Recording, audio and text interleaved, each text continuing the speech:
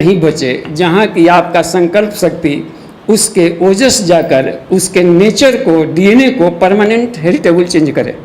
जैसे जैसे संकल्प शक्ति प्रगाढ़ होती जाएगी, बॉडी के हर सेल्स का डीएनए चेंज होता जाएगा।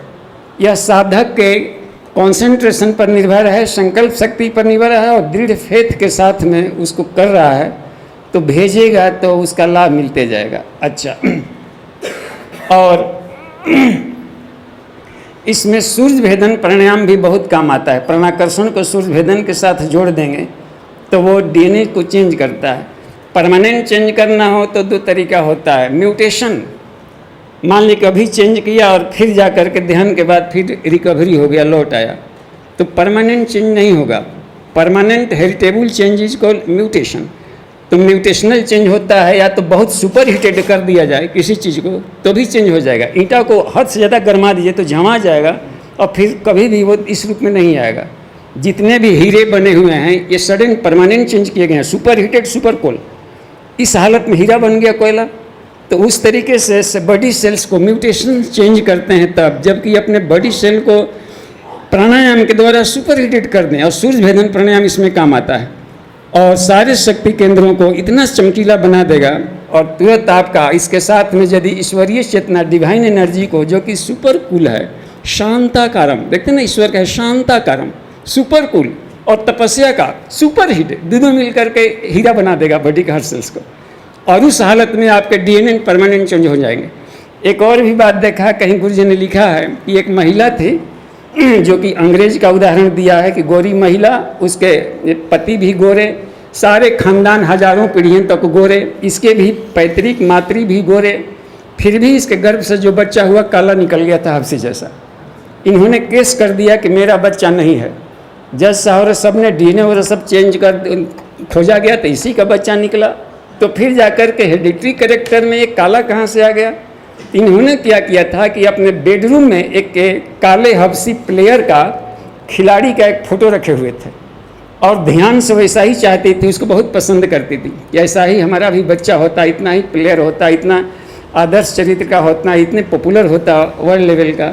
इसकी ध्यान प्रणाली ने जब यह इसका बॉडी सिस्टम बन रहा था तो यहाँ इसका थाइमस ग्रंथि काम करते रहता है। तो इसकी सारी ध्यान प्रणाली, चूँकि थाइमस ग्रंथि बॉडी के ग्रोथ के लिए कारण बनती है गर्भ में, और सारी इंडोक्रीन सिस्टम ब्रेन के थॉट से प्रभावित होता है, तो सारे के सारे बॉडी सेल्स को काले नेचर के स्वभाव वाला, चमड़े वाला, कलर वाला डीएनए को चेंज कर दिया।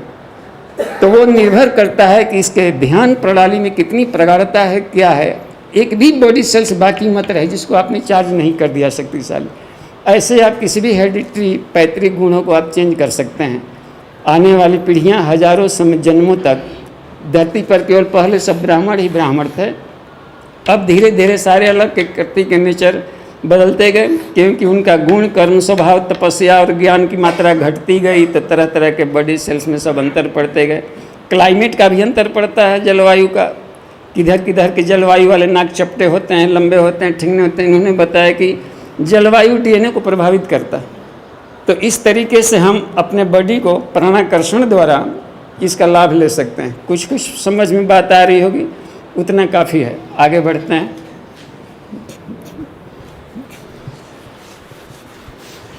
ध्यान प्रयोग से और कुछ पूछना है तो उसमें पूछिए। ध्यान पर, जप और ध्यान से संबंधित कोई जानकारी लेनी हो तो उसमें पूछिए। अच्छा, एक और भी बात देखिए, ध्यान से रोग कैसे कम होता है, इसमें एक और भी जानकारी। कहीं कहीं चार्ट टंगा रहता है ना कि उसका blood pressure, high blood pressure वालों का स्थायी इलाज ध्यान ही है, क्योंकि श्वासों पर नियंत्रण आपका ब्रेन स्टेम करता है। ये मेडुला ऑब्लिंगेटा में इसी का जो है ये कमांड करता है। आपके यहाँ रेस्पिरेटरी सिस्टम का सारा कमांड यहीं से होता है। तो ध्यान प्रणाली से जैसे जैसे होते जाएगा आपका हार्ट बीट और इस पर कंट्रोल होते जाता है। और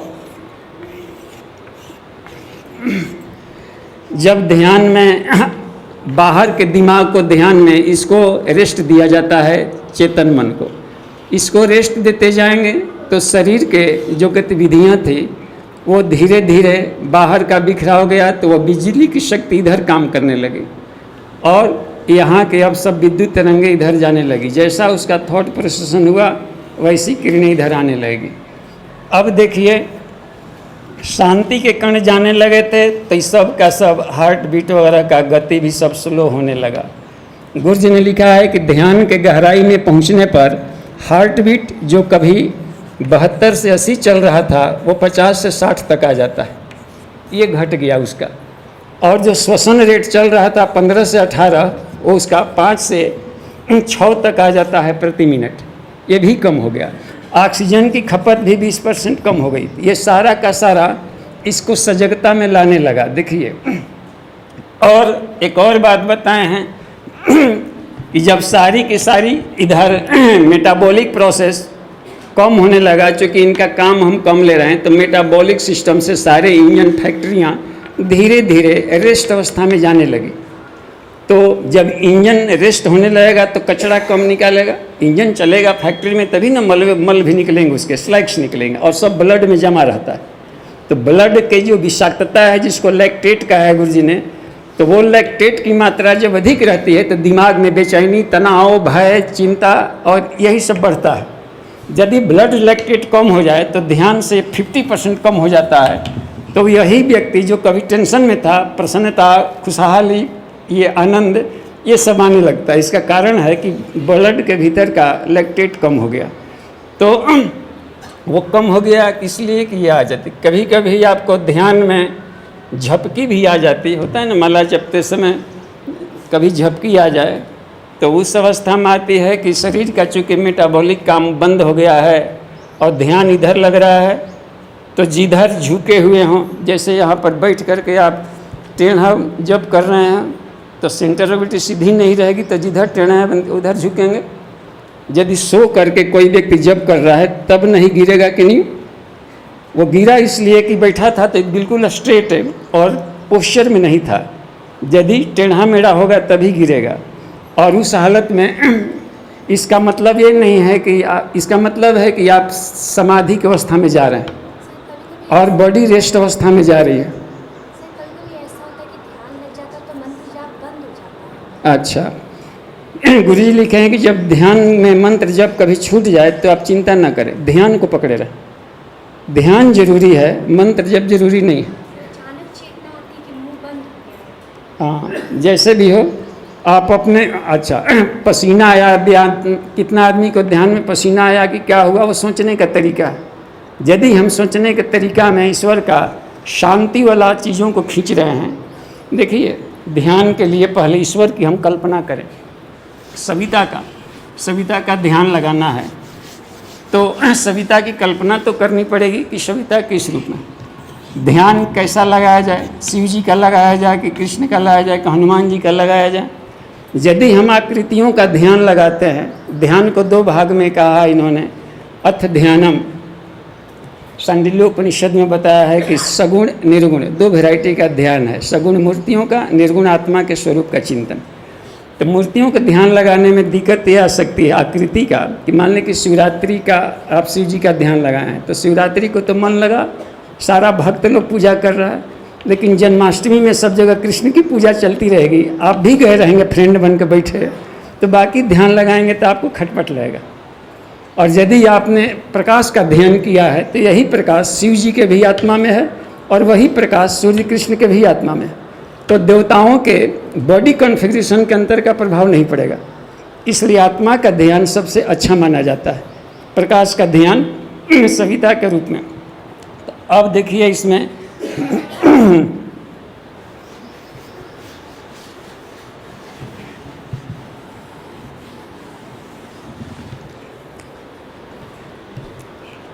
या तो हम ध्यान लगा रहे हैं यहाँ पर और यहाँ पर ध्यान बैठ करके लगा रहे हैं, तो इसमें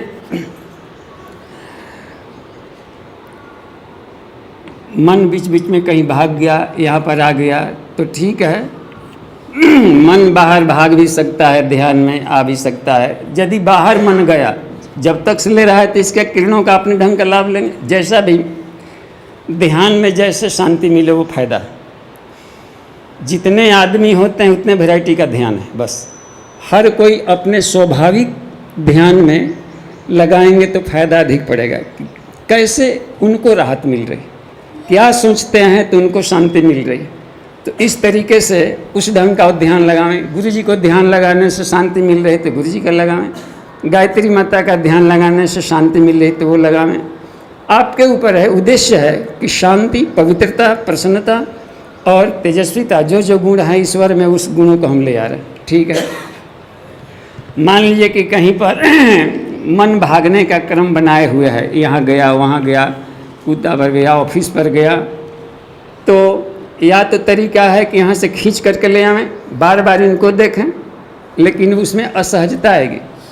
गायत्री का गोत्र संख्यायन है। संख्यायन गोत्र का मतलब है कि सहज राजयोग। तो 10 मिनट यदि हम ध्यान लगाते हो तो 5-5 मिनट बांट दीजिए। 5 मिनट बहिरंग ध्यान लगावें पहले ही अपने से। आज कहाँ कहाँ जाना है, ऑफिस में जाना है, वो करना है, जबरन सोचिए और उस ड्यूटी को मैक्सिमम बढ़िया से हम निपटाएंगे।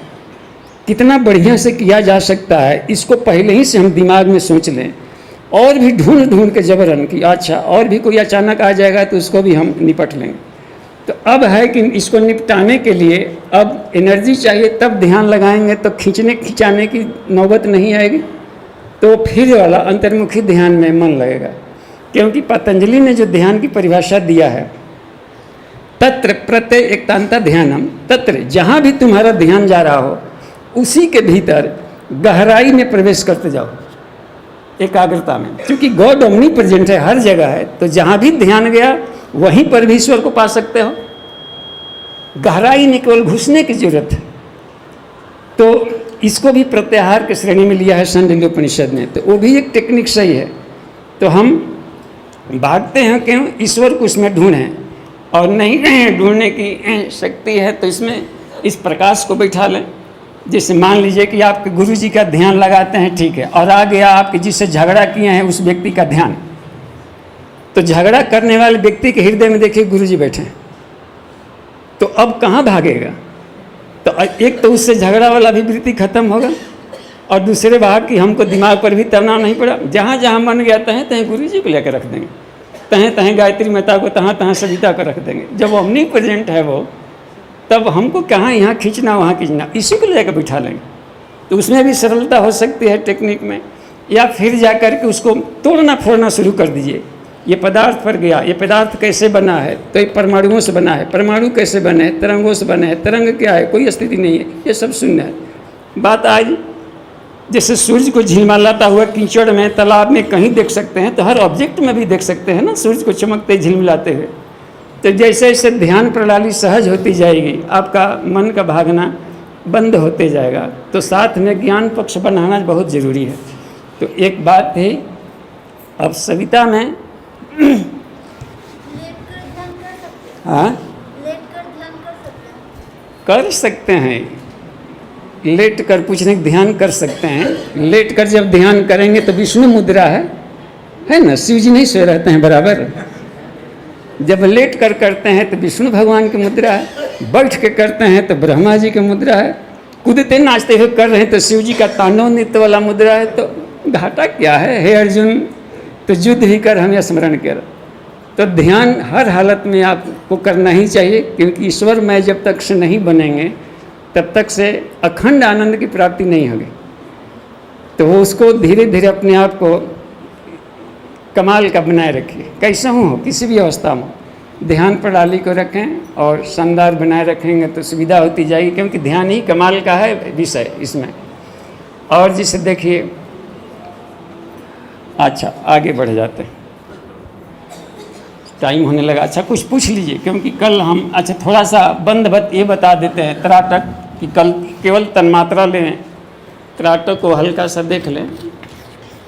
कल तन्मात्रा को लेंगे। तन्मात्रा सबसे टफ, सबसे बढ़िया, सबसे शक्तिशाली है मन को कमांड करने का। रूप रस गंध शब्द स्पर्श को कैसे कमांड में कर लें, और जब तक से उसमें सफलता नहीं मिलेगी असंभव है विज्ञान में कुछ में जाना, और यहीं पर हमारी चेतना पड़ी रह जाएगी।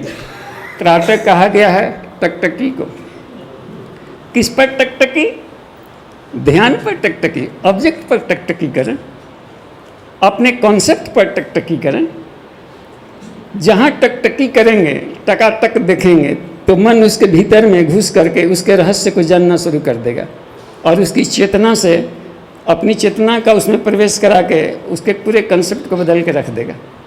तो त्राटक बाहर भी कर सकते हैं सूर्य पर, इस पर देख करके, लेकिन अंतः त्राटक सबसे अधिक फायदा करेगा। शरीर के भीतर के चक्रों पर, ध्यान पर, या कोई दिमाग में कॉन्सेप्ट बना लिया, या अपने चिता आकाश में किसी देवता को बिठा लें, या फिर कोई विषय को, जो पढ़े हुए वस्तु हैं उसको, आपके ऊपर है कि दिमाग में कौन सा कॉन्सेप्ट चल रहा है, उसको बहुत बारीकी से एकाग्र मन से उसका एनालिसिस करते रहिए, तो उसमें उसके गुड़ गुथियाँ भी सलह जाएगी और इससे बात बन जाएगी। तो ये त्राटक जैसे इस रुकिए, हाँ देखिए, हाँ ठीक है, क्या अभी जो बोले थे वो चबाने में जो लगेगा, इसमें ध्यान चला जाएगा तो गड़बड़ा जाएगा। हाँ, इनका कहना है कि अभी बोल दिए तो पहले उतना हम पचा लें, 5 मिनट के 5 मिनट बाद बोलिए, ठीक है।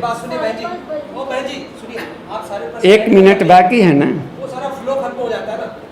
1 मिनट बाकी है, आप चुप रहिए, हम बाद में करेंगे। सबको लिए जरूरत, थोड़ा फ्लो मत टूटे। एक बार गुरुजी का फ्लो टूट गया तो बड़ी खिसलाए थे, लिख रहे थे, तो उस समय थे अपने जो मिलाते थे कि गुरुजी आए हैं, जज साहब आए हैं। अब वहाँ पहुँच गए तो अब मिलाने के क्रम में, तो उस समय लिख रहे थे, उनका फ्लो टूटा।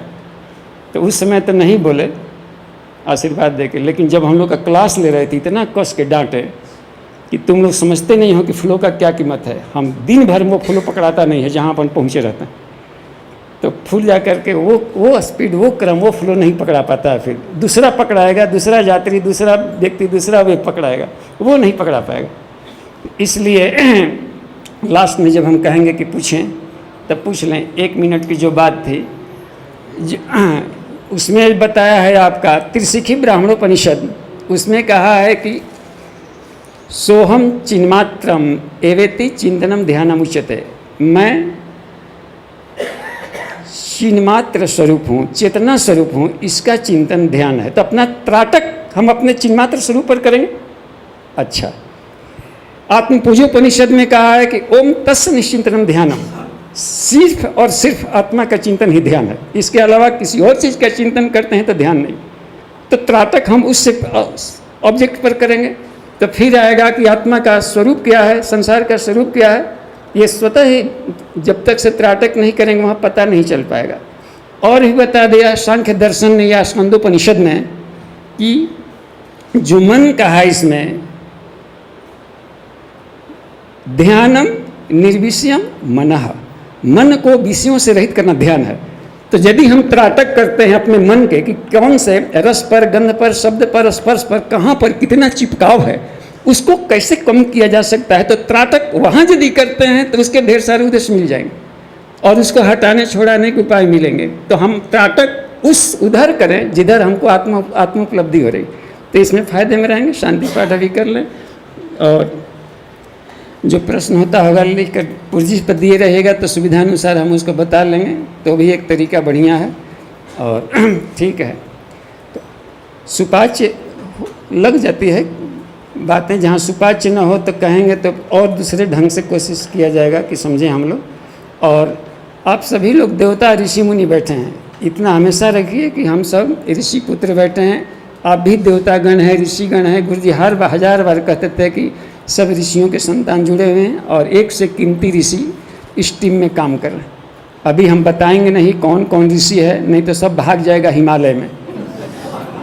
अभी हम सबको हिप्नोटाइज कर दिए हैं कि हमारा काम निकल जाएगा तभी बताएंगे कि कौन श्वेत केतु है, कौन श्रृंग है, ताकि भागो तो भागो, हमको कोई चिंता नहीं। तो बोलिए परम पूज्य गुरुदेव की जय।